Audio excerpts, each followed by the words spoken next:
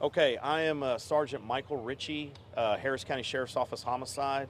Ritchie is spelled Ritchie.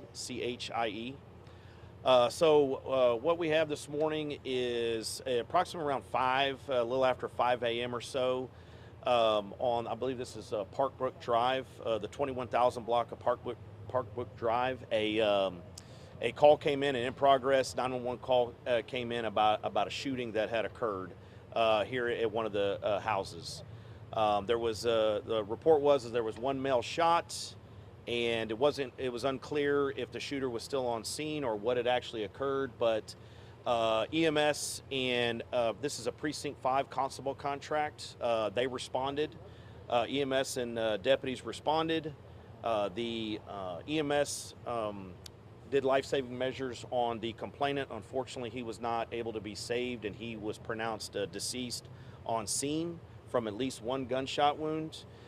There were a few witnesses, and the shooter were still on scene and were detained. And then a little after 6 a.m., constables contacted us, Harris County Sheriff's Office homicide, and so we are out here now investigating. We've taken over the case. Our crime scene unit is also out here processing the scene. So as of right now, again, we have one deceased adult male, and we have the shooter on scene that's being compliant, and we have a few witnesses that were either in the home or outside the home when the shooting occurred.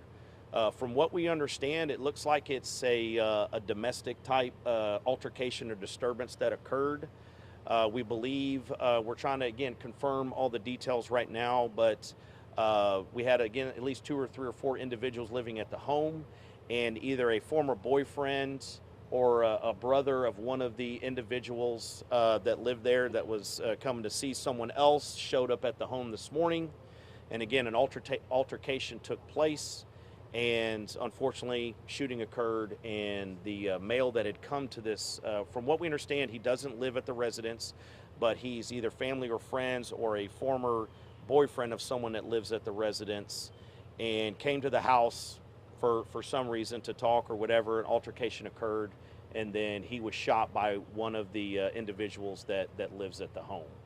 And so again, right now we're interviewing witnesses, we're canvassing the neighborhood, seeing if there's any security cameras, and again, processing the scene and trying to figure out, was this pretty much what it's going to come down to? Is that what homicide, what we're going to do is we're going to investigate and see, was this something that was self-defense or was it murder? So as of right now, that's under investigation. So it's unclear exactly of all the details of why this occurred, but that's what we're trying to figure out right now.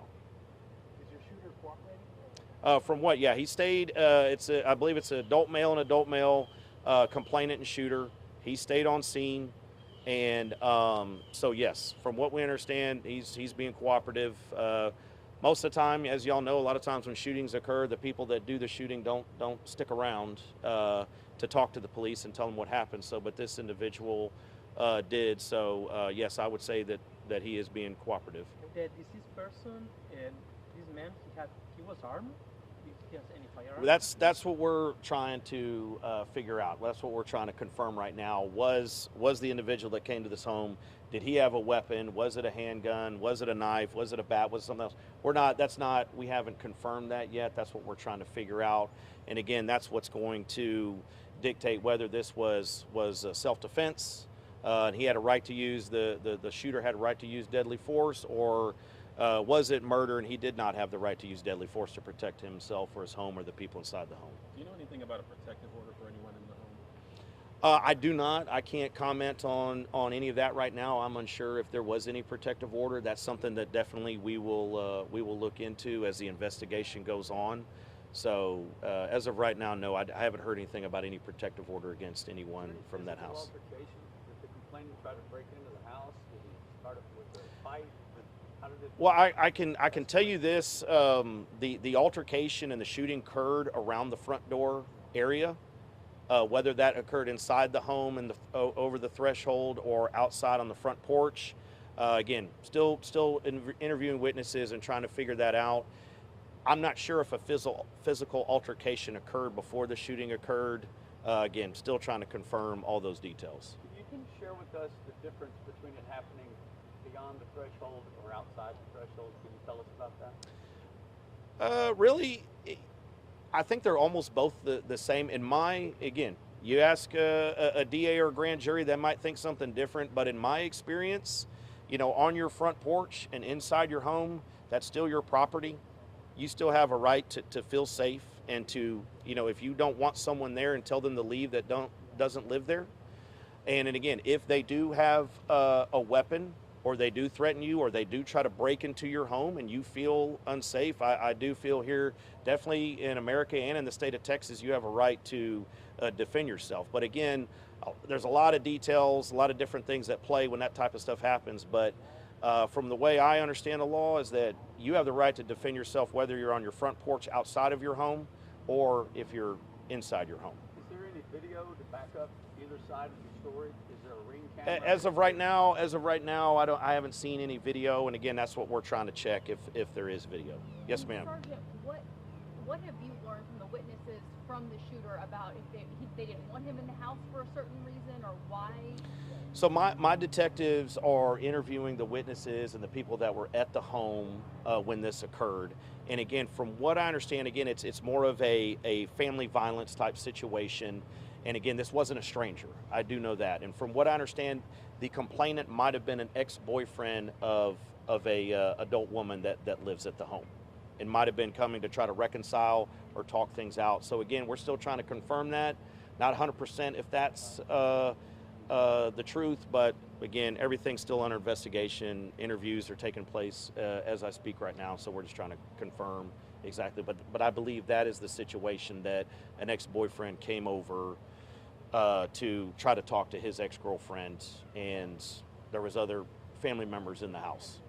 Do you have any approximate age for the shooter and for the victim?